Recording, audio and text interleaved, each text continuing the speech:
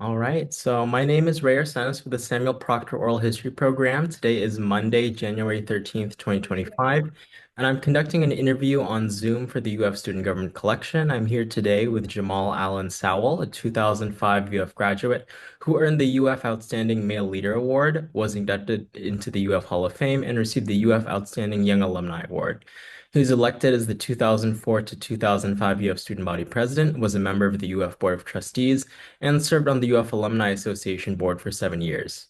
Sowell is a United States Marine Corps veteran of Operation Enduring Freedom, Afghanistan. He is a university administrator, business executive, and United States Navy Reserve officer who is the former Florida Secretary of Commerce and CEO of Enterprise Florida. He led the state's economic development strategy to foster growth in the state's targeted industry. He managed $250 million in assets cultivated to carry out the economic vision of the governor. In the past, he was the chief of staff at Port Tampa and worked as the special assistant to the University of Florida President Dr. Bernie Mackin, while being the assistant corporate secretary for the university.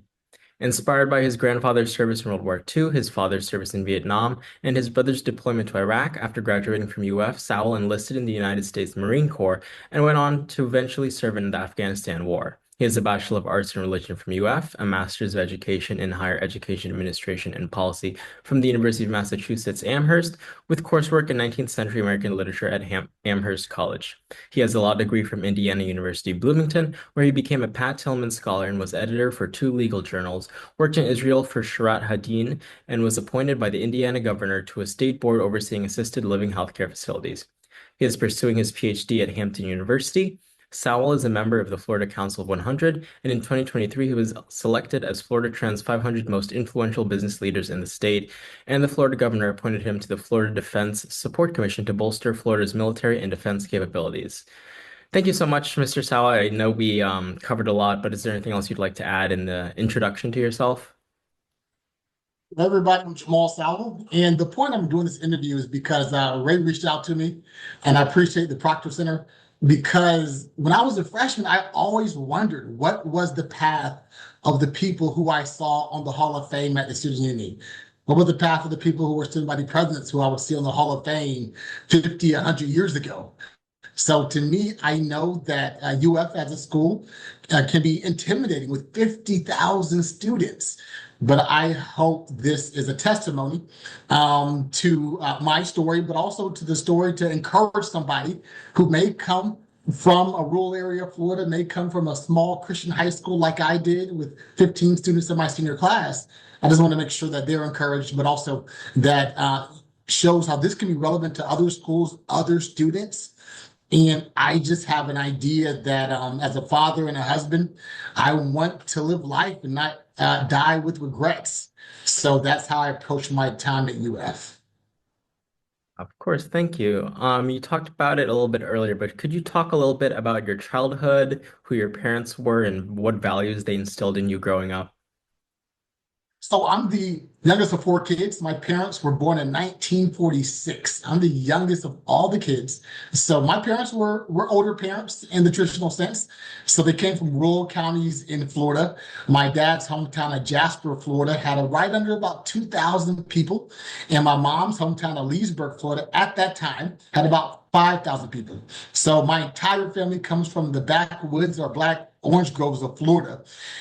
And what that did for me, it just that it instilled a sense of humility, a sense of really my parents seeing their struggles, but also being educated and making sure that their kids had opportunities to really make an impact on the world.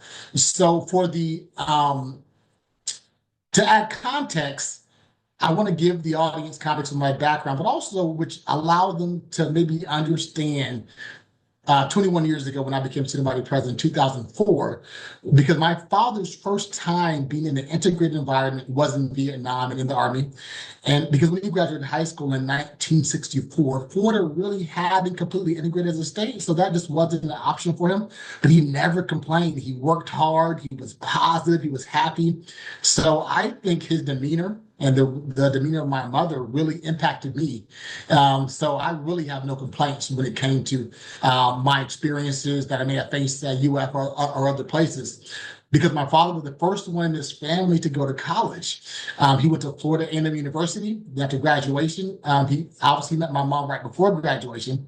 Right after graduation, he got married and he commissioned in the Army and went to Vietnam.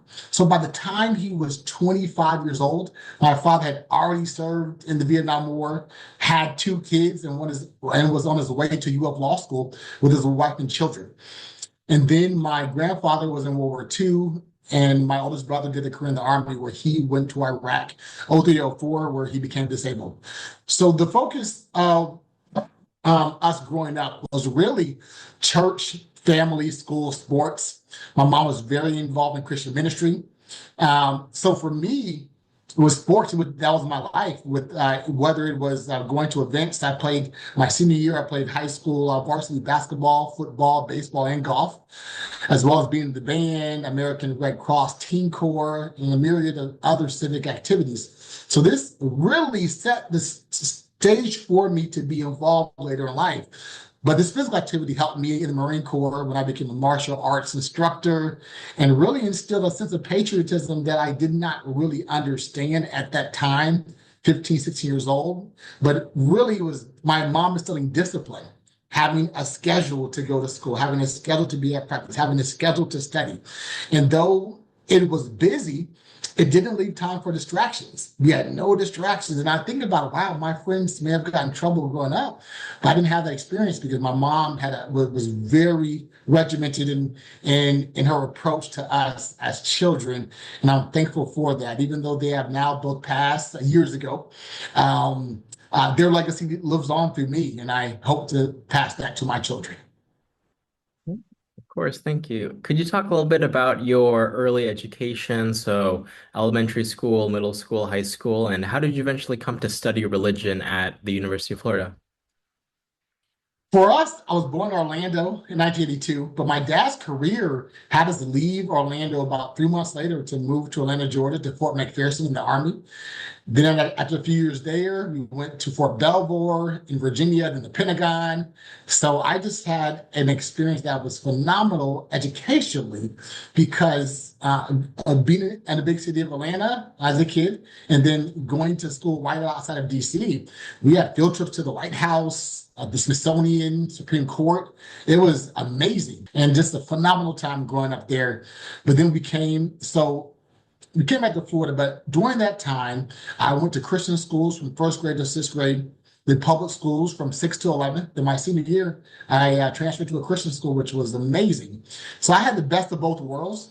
And my senior class had 15 students, with many of those students who were homeschooled. So for me, coming to UF was a shock because it was not planned. My brother went to UF. My parents went to UF for grad school and law school. And essentially, because I applied to Morehouse, that was my dream school, or West Point. I got into the West Point Preparatory School, where you go there for a year and everything. Then you obviously get into West Point after that. But my mom really made me go to UF because my brother was there. So I think that at that time, she knew what she was doing, even though I wanted to leave the state, which I eventually did. But I'm thankful for her for what she did because UF was not something I wanted to go to, only because I wanted to leave Florida. And I would always had to follow my brother to different schools, and he's a year older than me. And we're very different. I love him. He's a great, great leader. I wanted to do my own thing. But I think that my mom really made that choice, and the rest is history.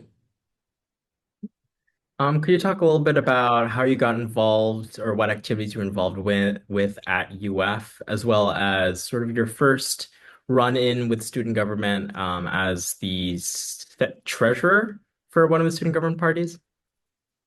Definitely. So UF has all these different tracks. It's a big school, but I took what you would call the student affairs track. I was on preview staff. I was the RA, resident assistant. But also, I wanted to expand. So I joined the Jewish Student Union, the Hispanic Student Association, the Asian Student Union, the Black Student Union, I was a leader in InterVarsity Christian Fellowship.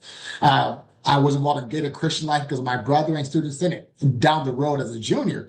But my first 2 years was strictly student affairs work. I didn't want to touch politics. I ran for a freshman senate my freshman year, lost, went out for a cabinet position, didn't get it. Went out for assistant captain position, didn't get it. Went out for cicerones, didn't get it. And I'm like, man, like I can't get anything. So I just really shifted my freshman sophomore year towards student activities, student affairs. So with the student affairs track, you have usually the student affairs track doesn't cross over into student government. So most student government leaders strictly do student government. They may do Greek life, but the student affairs track strictly stays in student affairs and SG stays in SG. But with the student affairs track, you meet so many people across campus with all different backgrounds. So within the context of UF, for those who are going to listen to this, there are multiple tracks where there's intramural, student government, college Republicans, Greek life, student affairs. But most student body presidents strictly stay on the student government track, where they become a treasurer, student president. They just work their way up, and they again may venture out a little, but that's usually the track. But also, my major was in religion. I grew up wanting to be a pastor. Like I said, we went to church, youth groups, revivals, and that was my thing, church hopping. Whether it didn't matter the denomination, whether it was Protestant or Catholic or those who were Pentecostal, I was just intrigued with the way that religion shaped people, but how it shaped the world and how people thought based on how they were raised or what they may have changed into. So I knew a different campus scene. The campus Christian organization scene is very different than student affairs, very different than student government. And they don't really intersect. And my brother laid the foundation for me because he was a year above me. So he was very involved. So I just naturally went to his steps. But also my major was family, youth, and community sciences. Because wanting to be a pastor, I knew I had to really understand the community and people's needs.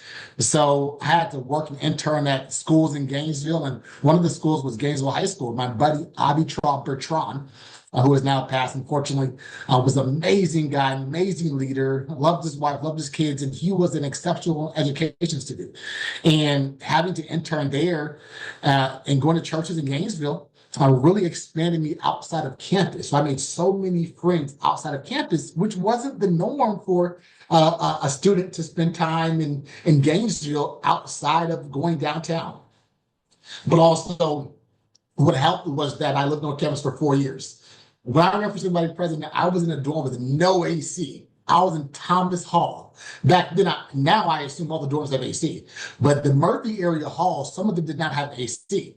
I liked it because it was on the first floor, right by academic advising. And it sounds weird now, but I loved it. But that really pushed me because eventually, junior year, after I did preview, after I did all these things, someone said, Jamal, you should maybe get involved in student government again. Actually, it was my friend Fumi Olarenupa, who's now kind of renowned in DC as a lawyer, and someone named Suzette Robotham, amazing leader, who really pushed me. Jamal, you should run. You're doing all this stuff on campus. And I had never thought about it because after losing my freshman year, I was done with student government. I'm like, I'm not doing this stuff. Again, when you try out for all those things, like Cicero didn't get it. Student Senate didn't get it. I ran for BSU treasurer, didn't get it. I even tried out for the UF basketball team, didn't make it. And I was like, okay, I'm done with these things, trying to try out. But eventually, organically, because I knew so many people and got involved in organically with people, whether it was going to Chabad services to learn about the Jewish faith, or just asking questions at the Hillel to my mentor, Keith Dvorak, who's a great guy who was the director of the Hillel at the time, just wanting to know people. And that kind of pushed me back into student government as a junior. So in the fall of 2002, I then ran for student senate, won. I was on the budget committee, and I became treasurer. So the treasurer role was interesting. It was fun because of the fact that having a dorm without AC, I said, well, should I go home or stay in the office? So I would sleep in my office sometimes because, in Gainesville, from the months of August and September, it's really, really hot.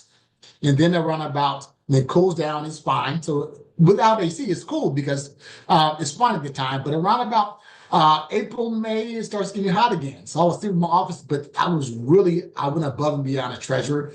And student organizations, they knew they had my cell phone. They could come by the office anytime if they needed help. And I really think that laid the groundwork for me to become student body president and really win by a lot.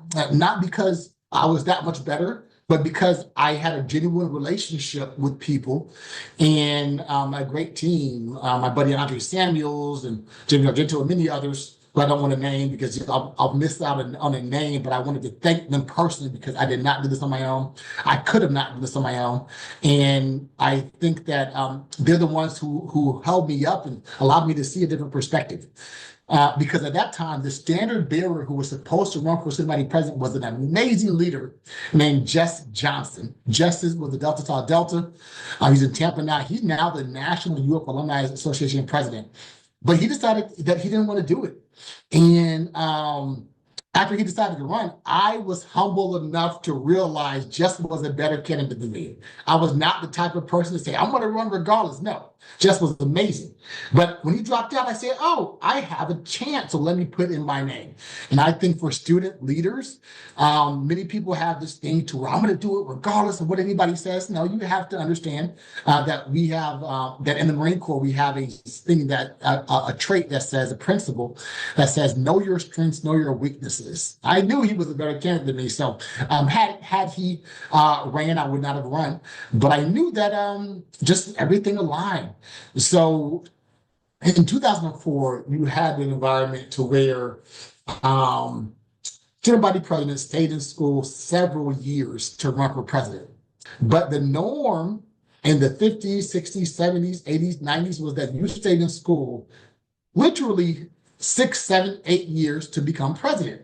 That was the norm. Obviously, grad school, law school, other degrees, just not undergrad. So that was just not going to be my path. And I know in 2004, this was in the midst of the Iraq and Afghanistan wars. And because of service in my family, there was no way I was going to stay in school at that time when there's wars going on. I had to be in the action. So, because I don't want to miss out. I have friends who say, Jamal, I wish I would have did it back then, but now I'm too old, I can't. And I did not want to have that regret, especially with the father and grandfather and brother who served. So, because anybody who served or wanted to go to the military at that time, they knew exactly what they were doing. They knew where they were going to go to, and there was no doubt.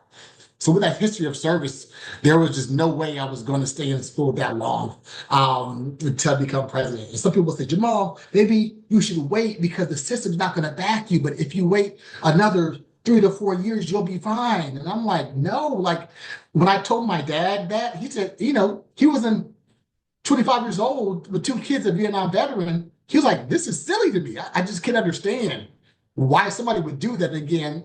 Because you're at UF, you know the dynamic of how serious it is. You go outside of campus and people just don't understand that dynamic. But that was the norm at UF. So not to criticize or knock anybody who did that, because that was the standard of what it took at that time.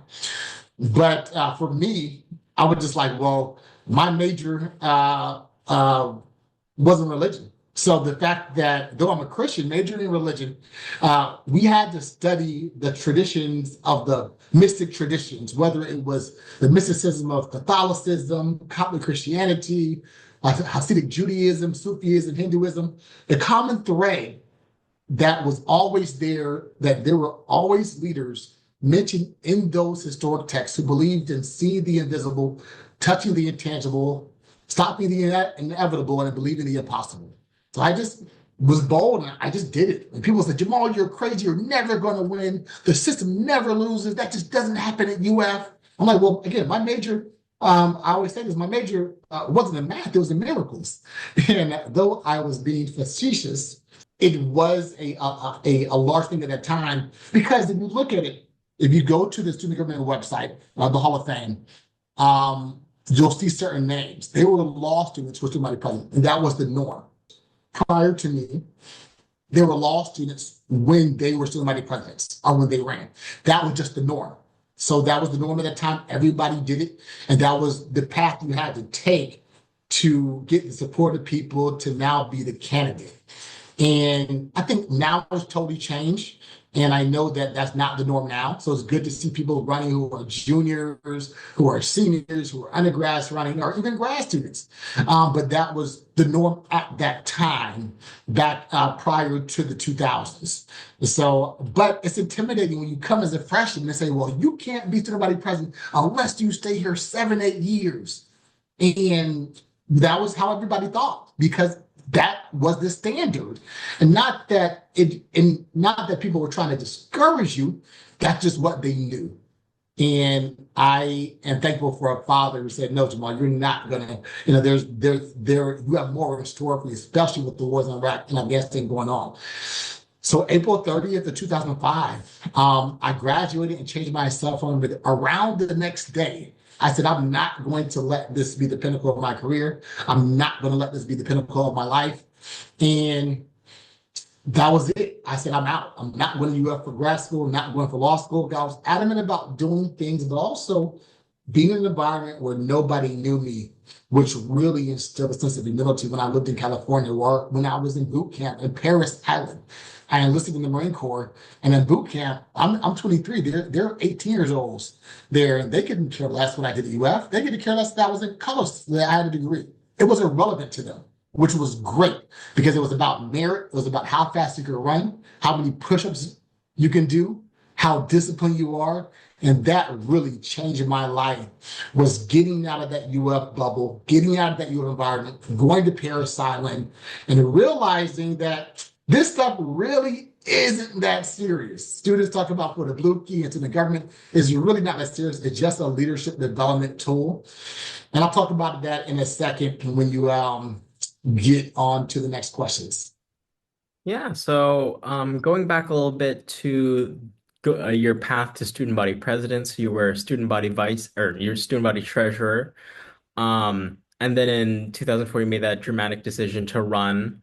Could you talk a little bit about the University of Florida bubble, sort of Florida Blue Key, sort of what people said to you when you decided to run, as well as the split in the party at the time? I believe you ran with Ignite, and then it split into Innovate, and Access Party was the party you ran with. Can you talk a little bit about just that general beginning of the campaign? Affordability does not endorse candidates. That is not a thing, even though there's a myth that is not a thing. So when I ran for president, um, obviously you knew who certain people were backing, but for full transparency, the record, I became a member of the Blue Key pretty early in college because I came up the student affairs route. Not really political, just got in, met people, had fun and everything with meeting friends from other organizations across campus. So it was really a great experience. So I came in and just positive. And honestly, it's fair to say I did not have any support, official support of the fraternity houses or sorority houses, like zero. I had zero support, even though people years later, because I was friends with everybody, "Oh, Jamal, we supported you." I'm like, no, that didn't happen.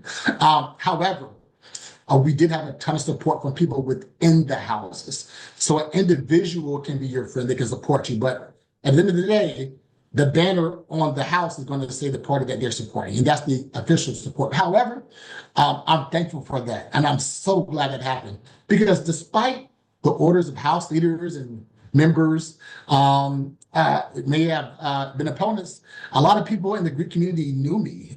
People in Blue Key knew me personally. I've been on Blue Key tapping committee, honorary tapping committee, selection committee, a Blue Key ambassador. So they voted for me because they knew me as a visual, not as a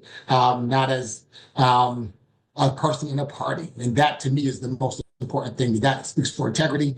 And I just had a positive experience. So Access succeeded because we looked beyond the traditional identity politics and traditional blocks.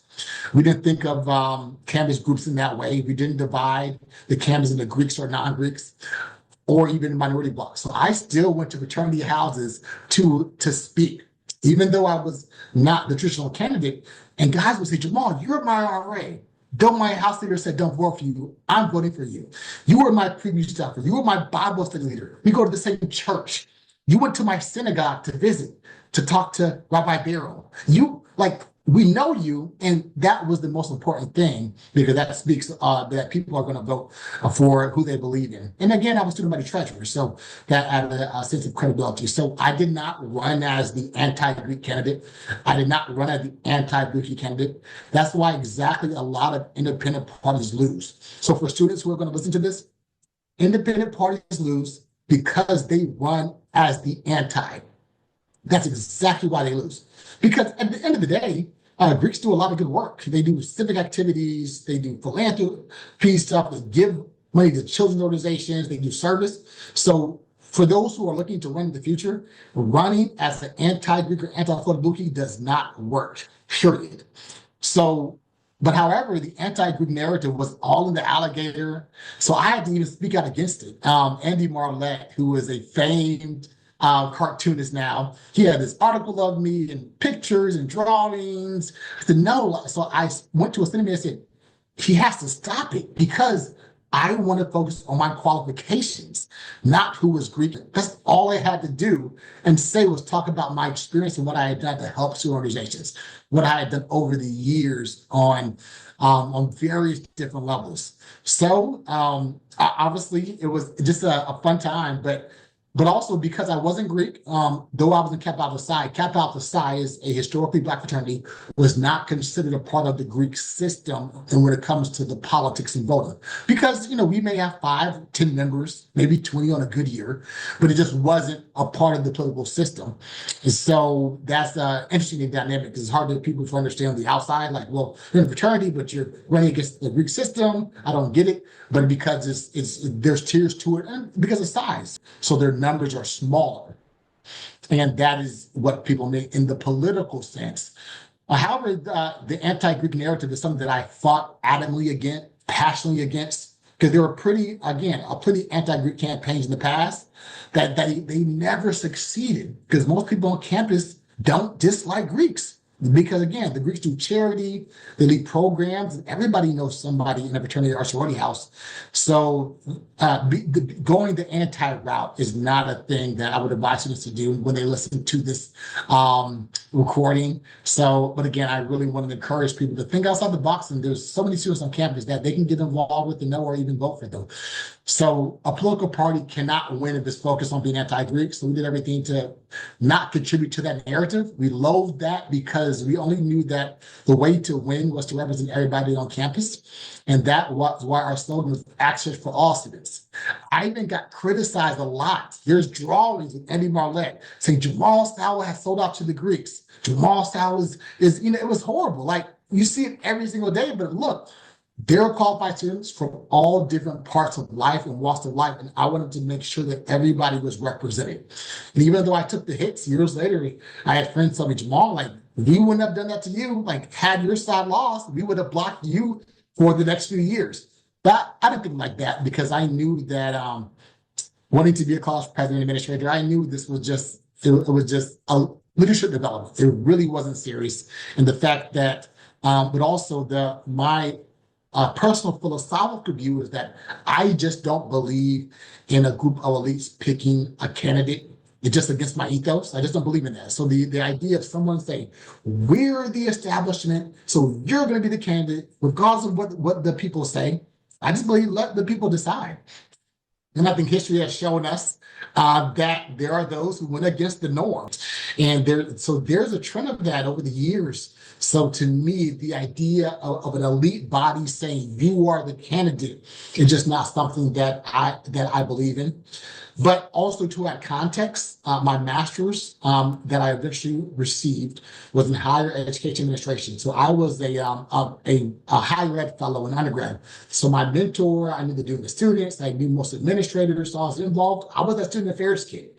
So I really had no fear in running because I knew that in the eyes of the administrators, they just saw that as, okay, kids playing politics, but it's really a leadership development time. And people, and the key is going to be integrity and really treating people with respect, regardless of of what's going on, because nobody's really debating that type of real world issues to the government. Is more so budgets, finances, and all that. So part of the news articles, my win may have seemed like a surprise, but for those involved on campus and outside of SG, it should not have been, and it really wasn't because I was involved in every level of campus.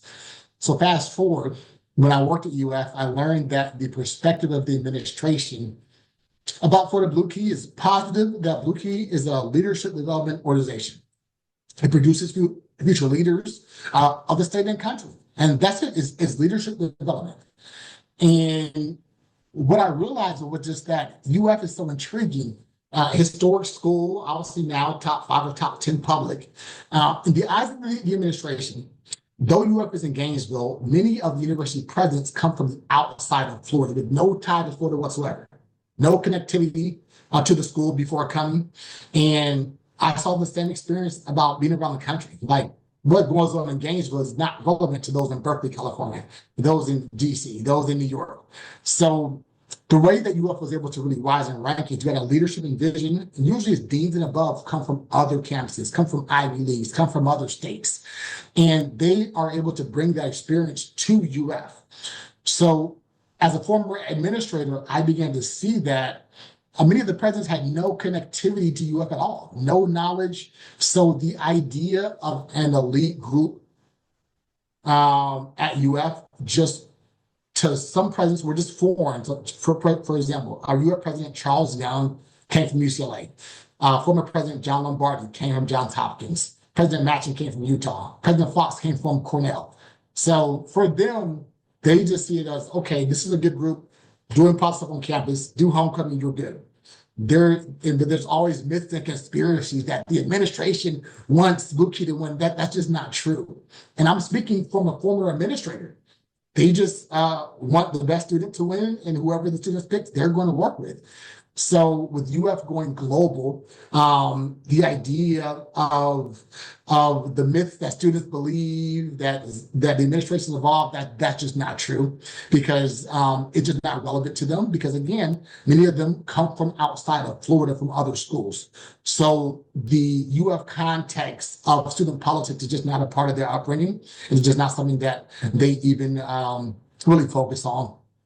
They focus on retention rates, graduation rates, who's giving donations to schools. And so will ask for student groups for support, whether it's Savant, Blue Key, Greek Life, because for them, the school wants to fundraise. So these organizations are positive in the sense because they do allow people to make friendships, fundraise. For example, I would have never met Congressman Greg Steube had I not been in Blue Key. I would have never met a lawyer named Karen Persis, who's an amazing lawyer in Orlando, had I not been in Florida Blue Key. So just to add context, I think that it definitely is college is all about networks. The idea is to meet people because students will tell myths about campus politics that people believe, and they will not get involved because they feel like I can't do this because I'm not in the right group. But really, just all a myth, and then it's false.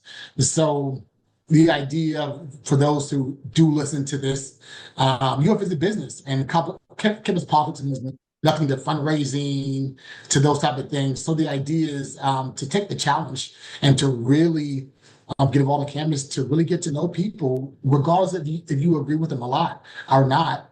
Make friends with everybody if possible. Yeah. Thank you so much for that. And refocusing on the drama of the 2004 campaign, I think something that was interestingly pointed out was it was an election that went to a runoff, and turnout actually increased during that runoff because there was a third party in the first round and no party got a majority.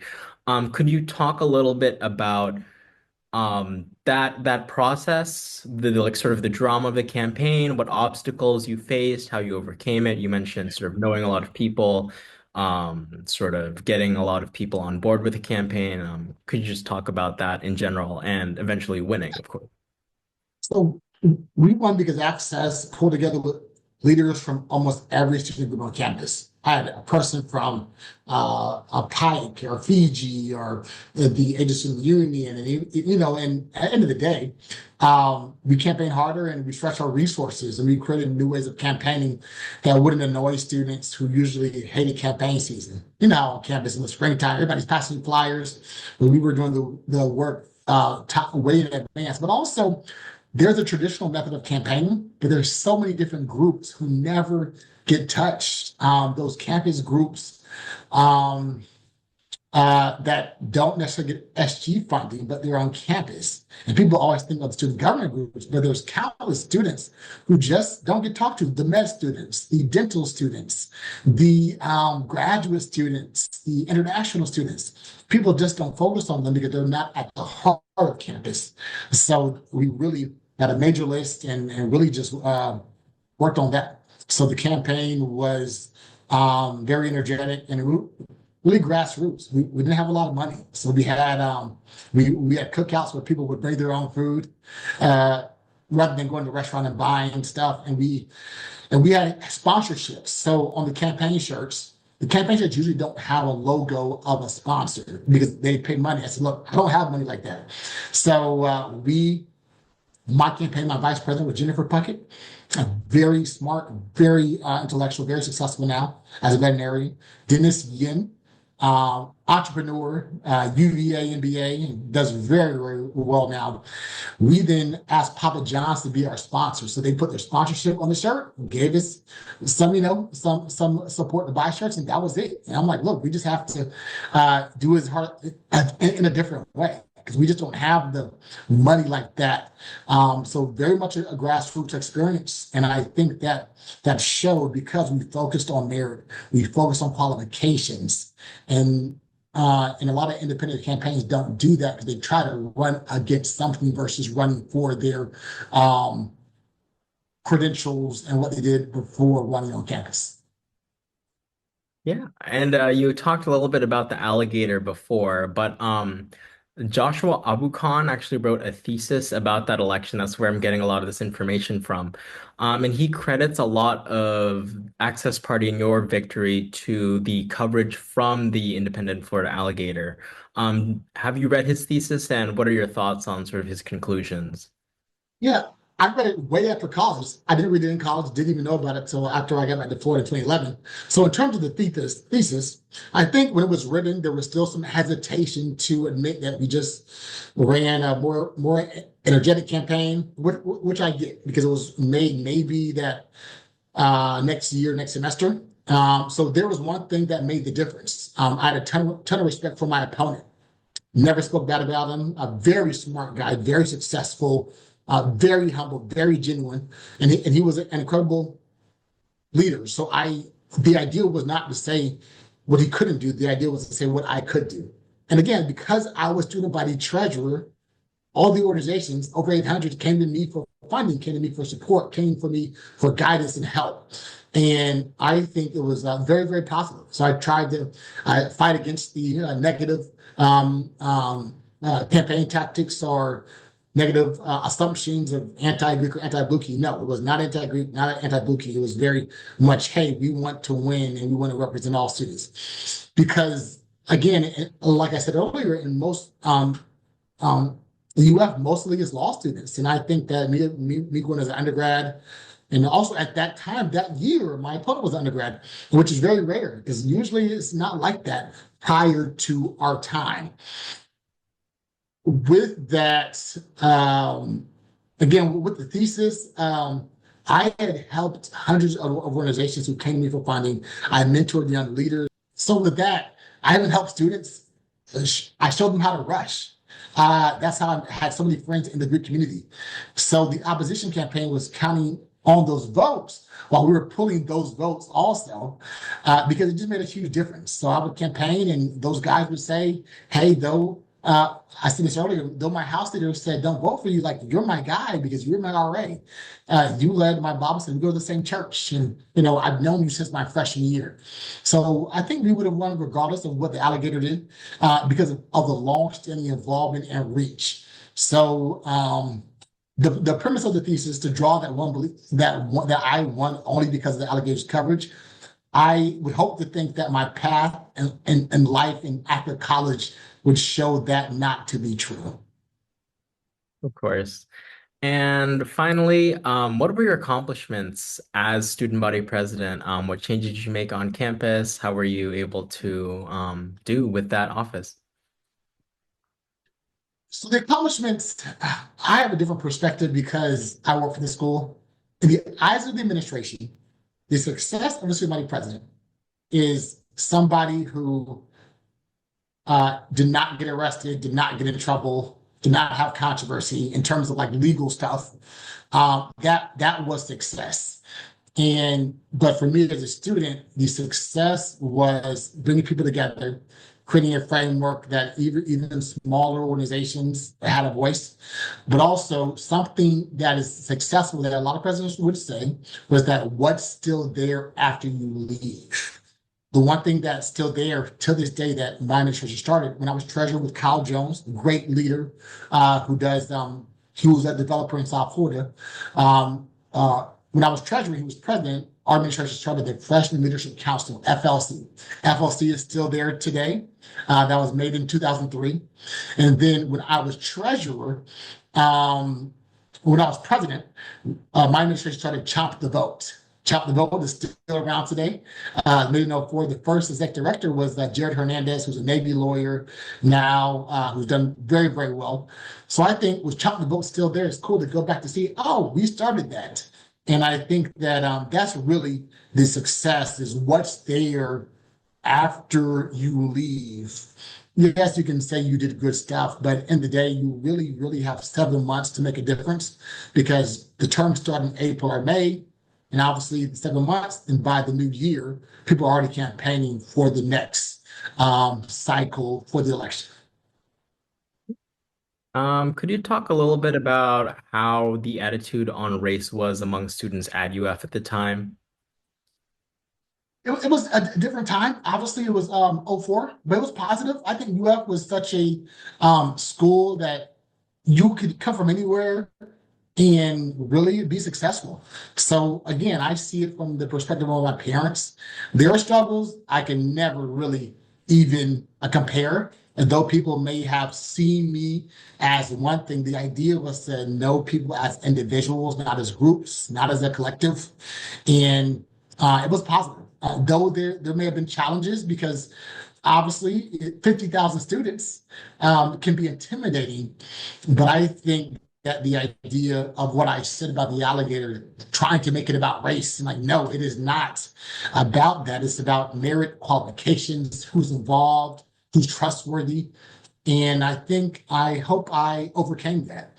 But but really, that really showed me that there's always going to be somebody who doubts you because you're different. That's just how it is. Because you're not the norm, there'll be somebody who says you're not qualified, even though nobody has read your bio or your background. That's just how it works for people interactions, and people may be hesitant to go for somebody or work with somebody who they've never had a chance to work with before. But my goal is to show the experience of my parents being in rural Florida, having patriotism, honor, culture, just knowing people and their backgrounds, and really showing them and say, hey, everybody should have a chance based on their merit, not based on the skin color, not based on where they're from, not based on their economic status. And that is really what I learned from my time at the University of Florida back then.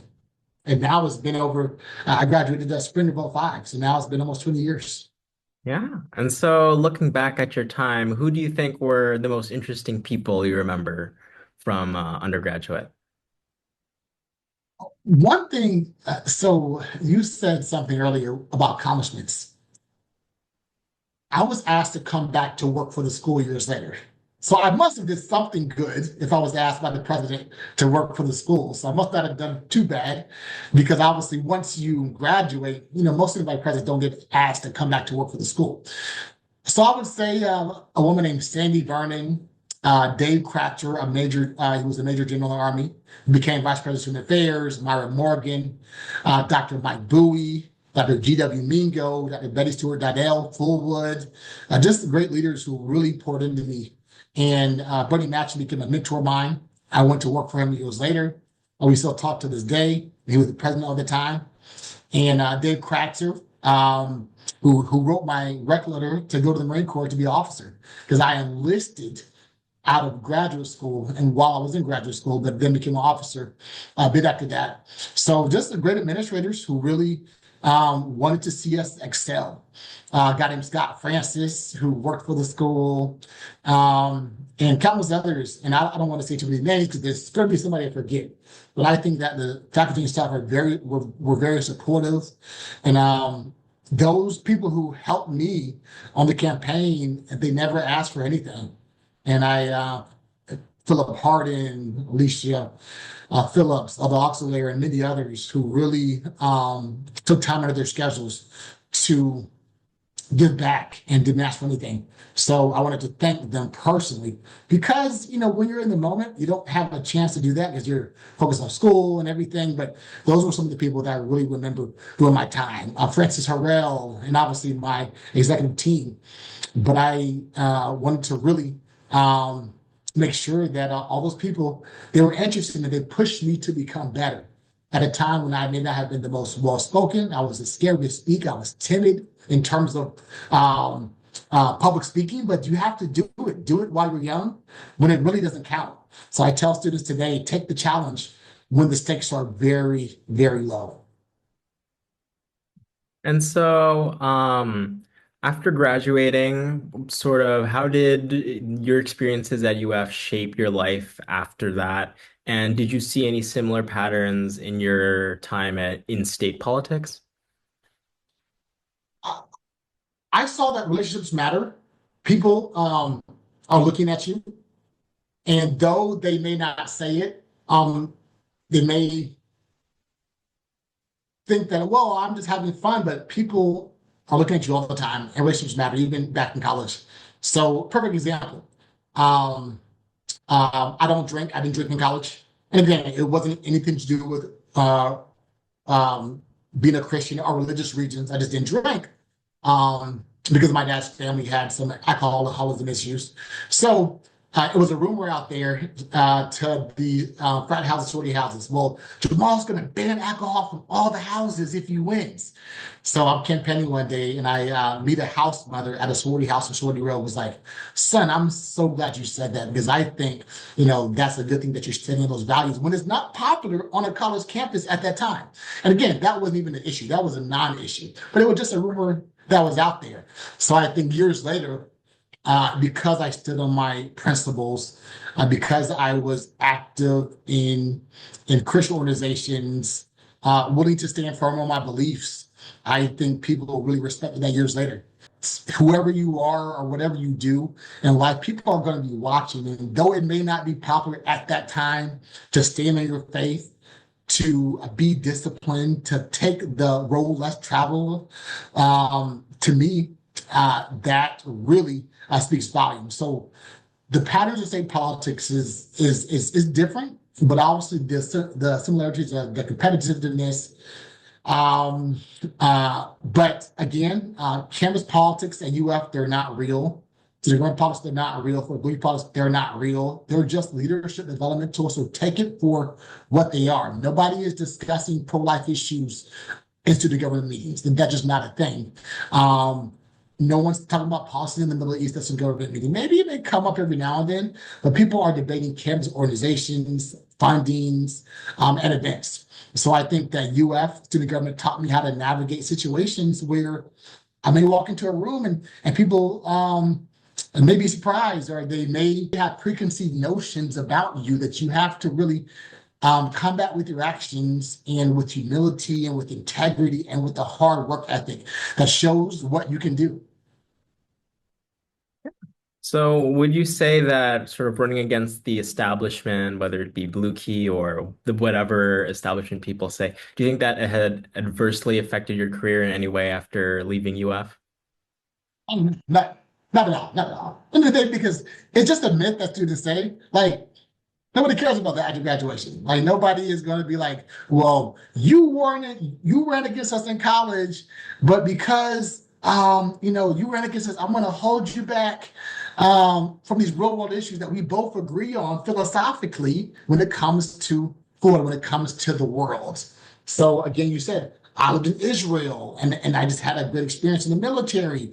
And for me, I think that um, students have this myth that they always talk about over the years that if you run against Florida Blue, if you run against the system, you're going to be blackballed for life. That doesn't matter because Florida, as a state, is different now than it was in 1960. When I graduated high school in 2000, Florida had 10 million people. Now it has 23 million people. People who are moving from Florida from everywhere could care less about college allegiances and organizations. They're just not relevant to them. There's a book by former provost, rest in peace, David Colburn. The book is called From Yellow Dog Democrats to Red State Republicans. And what that book is saying that Florida is so drastically different than it was 100 years ago. So those who have moved to Florida the last 20, 30 years, they have no knowledge of UF or Kim's political groups. For example, no governor the last 25 years has gone to UF. And on top of that, three of those governors out of the four were not even born in Florida. Charlie Crist was not born in Florida. Jeb Bush was not born in Florida. Rick Scott was not born in Florida. So though I'm a sixth generation Floridian, that doesn't carry weight in Florida in the way that it would in South Carolina, Alabama, or Georgia. It's just because Florida is seen as a transient state, very eclectic from people from everywhere. So after college, real world interests surpass any college academic political activity. So for students who are may get discouraged, please just don't believe the myths. Just run, be yourself, keep faith in your beliefs, and just do what you think is best for you. So, and again, real world politics don't really don't intersect into the UF world. It just comes down to positions, organizations, and funding. So for me, when I won, everybody joined my side, and I really became friends with everybody. I was good, very positive experience with the members of Blue Key and organizations. Because in the real world, I actually had more in common politically with many of the members in Blue Key than when it comes to real world politics than those that divide people by student government affiliation. So whether it was my involvement, again, with the Jewish Union, my time in Israel, support for the military, for a strong economy, then those have always been my ideals, which is what I promoted during my time as president. And people saw that. So the idea is to take the chance when stakes are low. So the idea is to put this in context. When I came in 2000, there was a guy running for governor against Jeb Bush named Bill McBride. And how I got intrigued with it was that Bill had not run for office since he ran for student body president in like 1967, some year like that in the 60s. And that's all the press could go back to was when he ran. This is being discussed in a gubernatorial campaign. This must be really serious. And I was just so intrigued. So, again, to put it in context, as a former administrator at UF, I can say that this is more so leadership development for you to grow as a leader. And no one cares about campus politics outside of campus because all these groups are really leadership building and career preparation and everything. Great friendships made. But most people who are involved in SG and Blue Key won't remember why their opponents were against them or for what particular issue, but they remember how they were treated, how you had integrity, how you were honest. Yeah. You mentioned military service being a really important factor when deciding to run for student body president. Could you talk a little bit about your military service, your life after that? You mentioned pursuing a number of graduate degrees afterwards. Yeah. So essentially, again, I graduated up April 30th, left the next day, changed my number, said, I'm gone. I can't let this be what I talk about, I go back to all the time. And though I went to work for the school, I felt like I did not want to be limited by the past. So I went to grad school out of state, didn't know anybody in Amherst, Massachusetts. I then worked for a few months in Israel, Port Tampa Bay, obviously other private sector, public sector. But I'm still in the service today because I did love the idea of service. In the Marine Corps, going to boot camp at Parris Island, then going to officer candidate school and the basic course, which is the officer school, and becoming a martial arts instructor, going to Afghanistan. I just wanted to live life to the fullest and not have regrets because my parents have now died. And now that I see their success, that really encouraged me to want to make them proud, to want to be a good son, because they really were not that strict. We just knew the standard. My brothers and I, we were nerds. We were church boys. We studied to school, and I didn't have a curfew because I knew the standard that my father set as a military man, as a lawyer, and they never yelled at us. Because I knew what time it was, and I wanted to make sure that my parents were proud of me. So for me, I think that taking the chance at UF is a stepping stone that really empowered me to want to do more afterwards. So going to the Marine Corps was phenomenal. And to this day, I still serve in the Navy.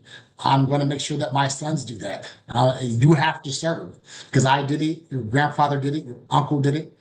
Your great grandfather did it. And that really pushed me to not want to stay in school 7, 8 years because I knew I had to serve my country at a time when it may not have been popular because of two wars going on. But one of the best decisions I made in my life was going to the Marine Corps. And other than that, I mean, obviously, was becoming a Christian, accepting Jesus Christ as my Lord and Savior, and obviously marrying my wife. I would probably say those were one of the three best choices I ever made at a young age. So, moving a little bit later in your life, could you talk about leading the state's economic development, your experience at Port Tampa Bay, as well as being Florida's Secretary of Commerce? Or, yeah. The idea is having a work ethic, being at work on time, making sure that your people are taken care of, having integrity, even with your spending. Everything is being looked at. Everything that is spent, everything that is done. Perfect example. Even though it may be right or legal, doesn't mean that it is a good choice. An example of that, when I was Secretary of Commerce, the organization had dealt with spending issues in the past. So I was very cognizant of that because I knew at UF, had I messed up, I would have been impeached. And that set the standard for me. So when I was Secretary of Commerce, I bought my own couch in my office. Though the money was in the budget to buy it from state funds, I said no, because all it takes is a headline, Sowell buys couch with state funds. Though it was approved, that doesn't matter because the optics of it. So I bought it with my own money. And actually, I still have this couch today, even though it was for the office. So I was very cognizant on integrity, being above board, being transparent, but also knowing that, even though you may have good intentions and though it may be approved, doesn't mean that it can't be taken out of context. And the time in UF really taught me how to operate in an environment where, because I ran against the norm, I knew had I messed up, had a scandal happened, had I been arrested, I would have been told to, oh, please step down or you'll be impeached. And I'm thankful for that because my mom raised us to be preachers, going to Christian schools. My two brothers are now involved in Christian ministry. And that standard was set many years ago by her saying, you cannot do what everybody else does. You are going to, be a Christian who spread the gospel to the world. So because of that, you just can't be like everybody. And though it's going to be awkward, though it's going to be different at a young age to tell your friends, I don't do this, I don't do that, I have discipline, you're going to be looked at as funny and even weird sometimes. But those who are looked at as funny and weird are different are the ones who make history because they're willing to stand out from the norm when nobody else is doing it, even when it's not popular. Yeah. So, could you talk a little bit about what advice you would give to UF students today who may or may not be involved in different activities on campus?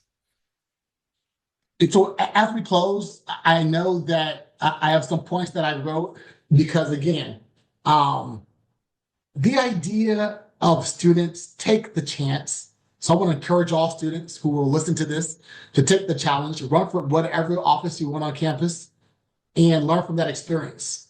You will not have the chance to be young again. So why not? Because you don't want to graduate college with regrets. So number one, don't be afraid to challenge the establishment. And I don't mean UF per se, any establishment. Wherever you go, you're going to have an establishment culture. There's always going to be a hierarchy. For example, I learned this. When I went to Massachusetts, they were like, oh, UF is just a state school. To them, it was about the Ivies or Ivy pluses. And then even then, I didn't realize this. Even with Ivies, there's a hierarchy. For example, I learned that Harvard, Princeton, Yale, they don't respect the other Ivies. And then you have Harvard and Yale don't respect Princeton. And then Harvard doesn't respect Yale. Harvard only respects Harvard. So there's always going to be a hierarchy wherever you go. But don't be afraid to challenge that. And I know that people may feel like, well, you don't have the right credentials. But if you have the work ethic and desire to become better and the desire to learn, that's really going to help you go leaps and bounds above everybody else. So again, as you look to challenge the norm, this is merely a training ground for you to build relationships, to build friendships, but also to know your strengths and weaknesses about what you can improve on later in life. Number two, the myths that students tell are merely myths. As I said earlier and several times before, I know I'm digging this down, but when I was growing up, the myth was that if you run against the establishment, you will be blackballed from politics for life. That's not true. Unfortunately, this myth keeps students in line and fearful, which they believe for going against the status quo. It just has no truth. So years later, I have countless UF alumni who tell me, Jamal, I wish I would have did what you did and been bold when it really didn't matter at that time. And even my friends within Florida Bookies circles come to me years later and say, Jamal, I ideologically disagree with how I behaved in college. I wish I would have supported you because I don't believe in somebody telling me who to vote for or not. So then mostly that comes from people who are involved in real world politics, who are working for US senators, governors, even presidents who ran against establishments as they weren't picked by the elites. So their ideology now doesn't align with someone telling them who to vote for or how to vote. It just doesn't matter when it comes to taking the challenge. So years later, my friends who are now diametrically opposed to how they behave in college, they always say, take the chance. And Jamal, I'm so glad that you took the chance. So regardless of someone's political views, if you think about it, the last few US elections for president or governor on both sides, it shows proof that people who weren't the candidates of choice or chosen by the elites, they won. And this is just a good training for life since it doesn't count and not real government. So it's mock. So as you students, for those students, take the chance now because from someone who worked there for almost 4 years, let me be clear, this is the best time for you to learn and for you to grow into the leader that you want to become. Because administrators are concerned about graduation rates, recruitment, retention, deferred maintenance, donors, a myriad of other issues. So just use this for a time to learn. So for those who may have just tuned in, the context of this is to really encourage students to understand from my experience of coming from Orlando, Florida, area called Pine Hills. UF can be intimidating with 50,000 students on campus. It can be intimidating. This is the time to learn and grow as a leader and to really make a difference and really to challenge your views or the views of others who may have preconceived notions about what's or who you are. And again, don't forget, it's about hard work, merit. Though there are challenges, though there things may not always be fair, success speaks for itself. Merit speaks for itself when it comes to your record. And I hope that my time at UF spoke for itself. So I hope this encouraged somebody today to take the chance at UF to learn from other people and other backgrounds and to take this to be change makers in the world that I know you can be. And is there anything today that we didn't talk about that you'd like to discuss?